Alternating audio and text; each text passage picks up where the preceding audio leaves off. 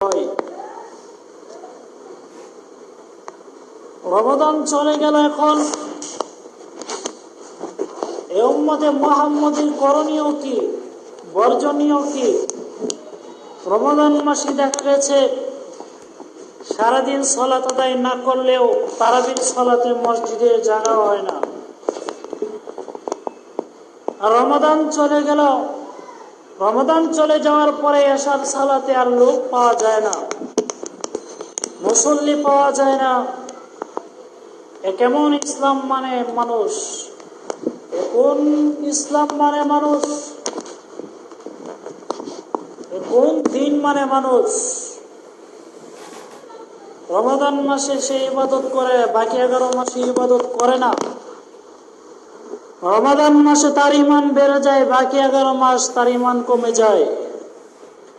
এ কোন দিন আজকে আমরা অনুসরণ করি, পালন করি?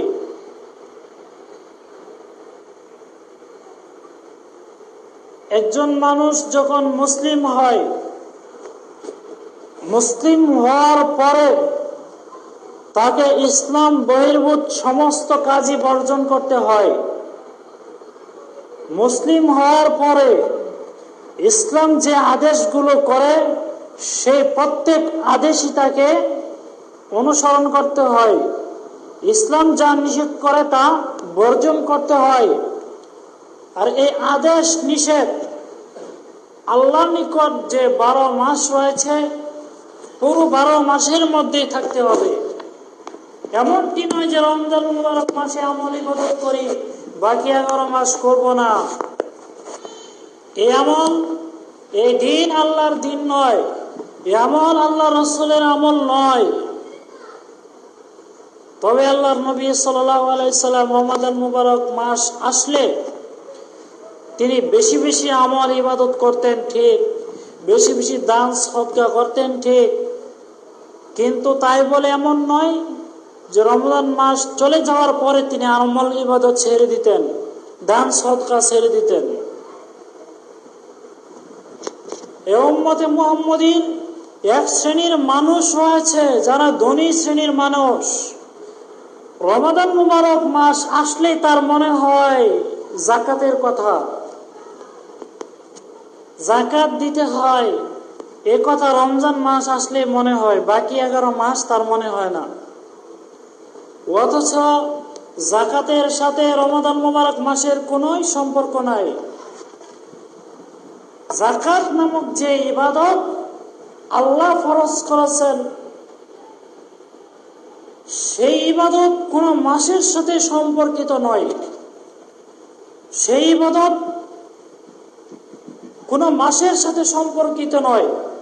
সেই ইবাদতের নির্দিষ্ট শর্ত রয়েছে, নির্দিষ্ট রুকন রয়েছে, আদায়ের পদ্ধতি রয়েছে। সে শর্ত, রুকন, আদায়ের পদ্ধতির উপর সেই ইবাদত চলবে। সেই ইবাদতকে যদি আমরা মাসের সাথে নির্দিষ্ট করে দেই, তাহলে কিন্তু একে ইসলাম বলা যায় না, একে যাকাত বলা যায় না। আপনার উপর যাকাত ফরজ হয়ে গেছে মুহররম মাসে, এখন আপনার এই মুহররম মাসে আপনাকে যাকাত দিতে হবে।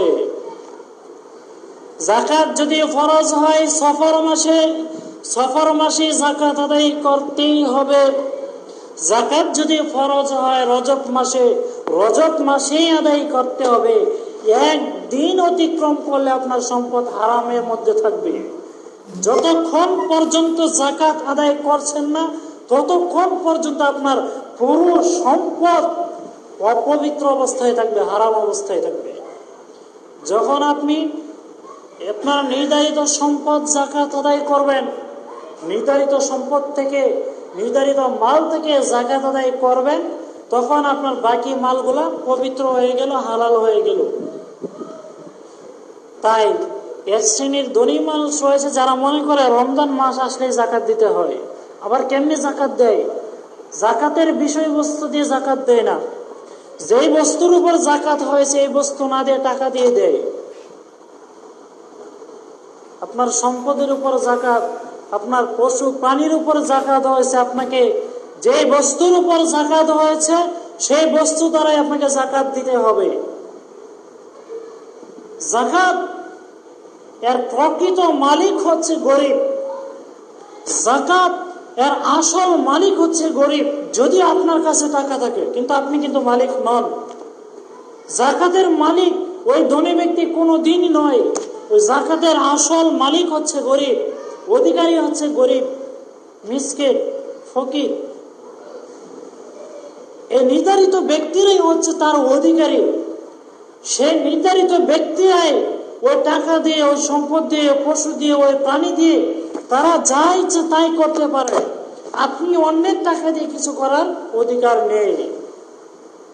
আজকে আমার কাছে যদি 100 টাকা থাকে, 100 টাকা দিয়ে আমি কি করব সেটা আমার ব্যাপার। অন্য কোনো ব্যক্তি 100 টাকা দিয়ে আমাকে একটা লুঙ্গি কিনে দিবে, কাপড় কিনে দিবে, এই অধিকার কোনো ব্যক্তি রাখে না। ঠিক তেমনি ভাবে যাকাতের সম্পদের অধিকারী হচ্ছে এই সমস্ত ব্যক্তিরা। যারা অধিকারী হয়েছে তারাই এই সম্পদের মালিক, তারাই এই সম্পদ দিয়ে যা ইচ্ছা তাই করতে পারে। তাই আপনি নির্ধারিত কাপড় কিনে বিলি করবেন, গরিবদেরকে দিবেন, এটাকে যাকাত বলা হয় না। এই যাকাত আল্লাহ ফরজ করেননি, এই যাকাত আল্লাহর নবী আদায় করেননি। যাকাত ফরজ হয়ে গেছে, আপনি যাকাত দিয়ে দেন। ওই ব্যক্তিরাই যা মন চায় তা করবে এই টাকা দিয়ে, এই পয়সা দিয়ে, পশু দিয়ে, প্রাণী দিয়ে, এই ফসল দিয়ে, এই সম্পদ দিয়ে ওই ব্যক্তিরা যা ইচ্ছা তাই করতে পারে। সে ব্যবসা করতে পারে, সে কিছু কিনে খেতে পারে, সে ঘর তৈরি করতে পারে, সে যানবাহন কিনতে পারে, সে যা মন চায় তাই করতে পারে। যেমন আপনার কাছে 100 টাকা থাকলে আপনি যা মন চায় তাই করতে পারবেন।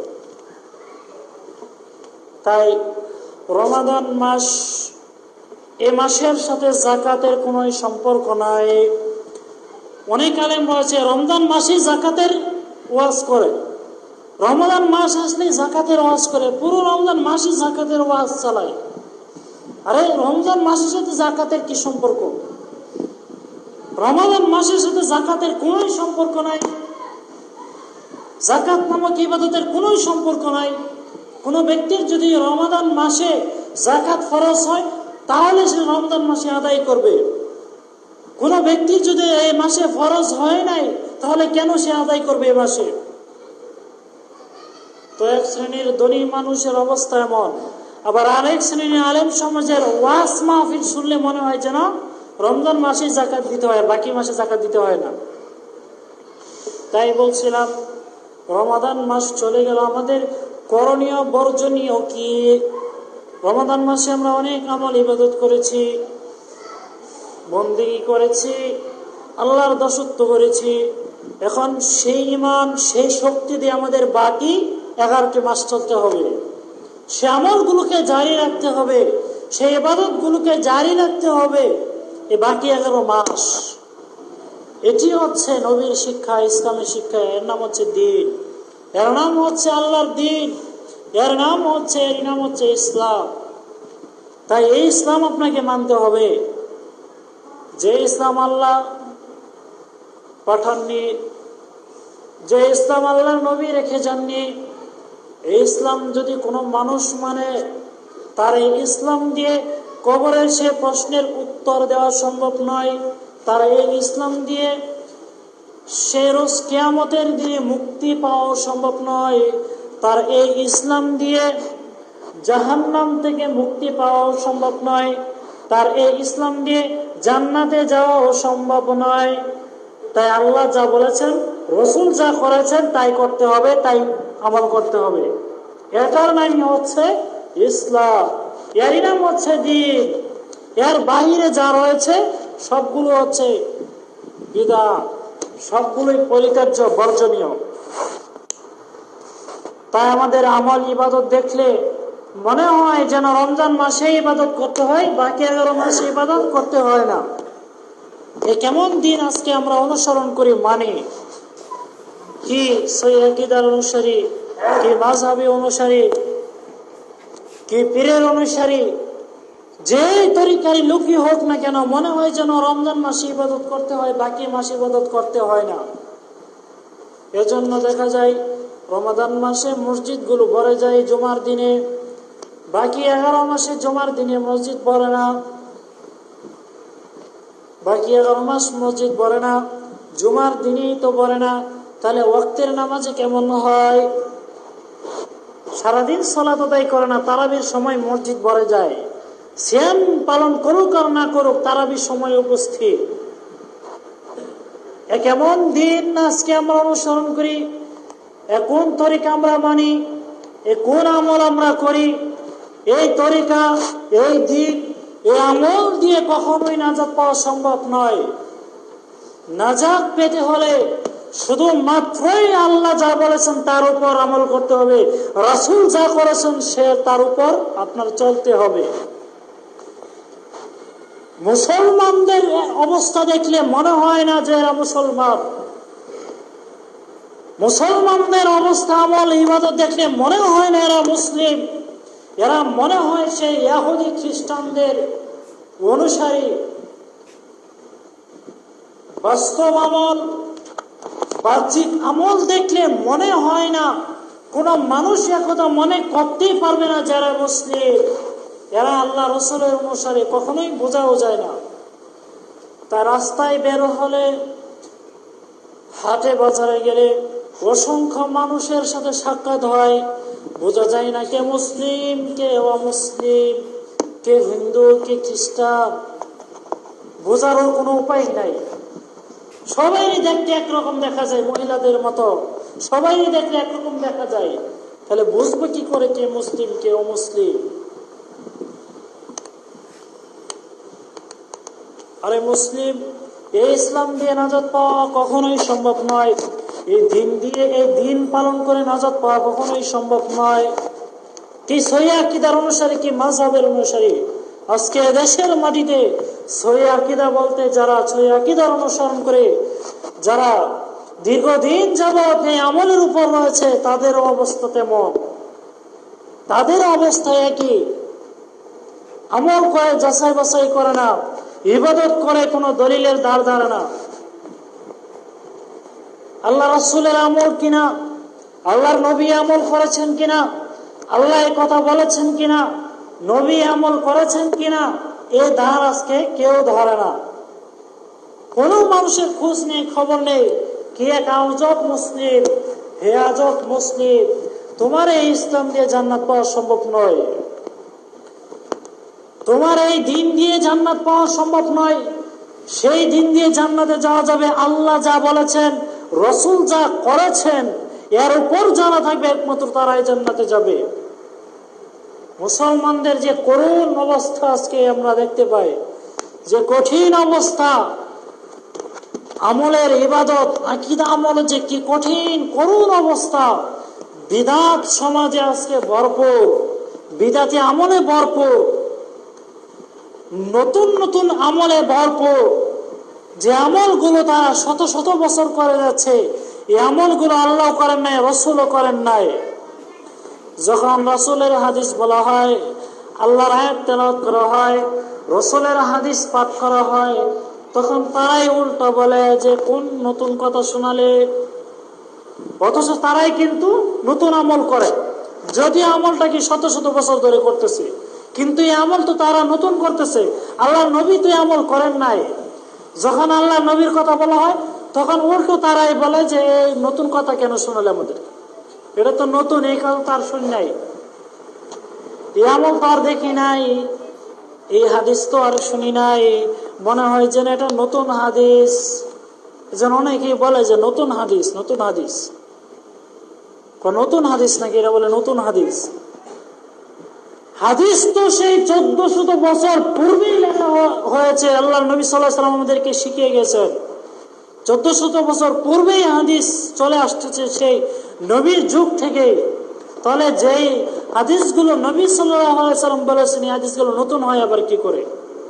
নতুন তো হচ্ছে সেটাই যেটা আল্লাহ নবী করেন নাই, সেটা হচ্ছে নতুন। যদি সেটা 1 বছর 2 বছর কেন 70 বছর করলেও এটা নতুন। তাহলে নতুনের সঙ্গে আমরা বুঝতে পারলাম যে নতুন হাদিস কারে করে। আল্লাহ যা বলেন নাই, রাসূল যে হাদিস বলেন নাই, রাসূল যা করেন নাই, এই আমল, এই ইবাদত যদি আমরা শত শত বছর, হাজার হাজার বছর করলেও এটা কি নতুন? এটা নতুনই থাকবে। আর আল্লাহ যা বলেছেন, রসুল যা করেছেন, এই আমল, এই ইবাদত শত শত বছর না করলেও, শত শত বছর, হাজার হাজার বছর পরেও যদি আমলটা করা হয়, তাহলে এই আমল নতুন নয়, এই আমল পুরাতন আমল, রাসূলের আমল। এটা এই হচ্ছে নতুন আমল, একেই বলে পুরাতন আমল।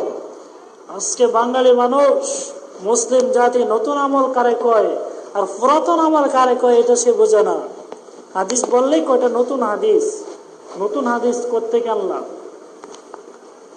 এদেশের 90% মানুষ যে আমল আকিদা অনুসরণ করে, সেই 90% মানুষ কি ভুল করে, সেই 90% মানুষের কথা কি ভুল, এগুলো হচ্ছে তাদের দলিল।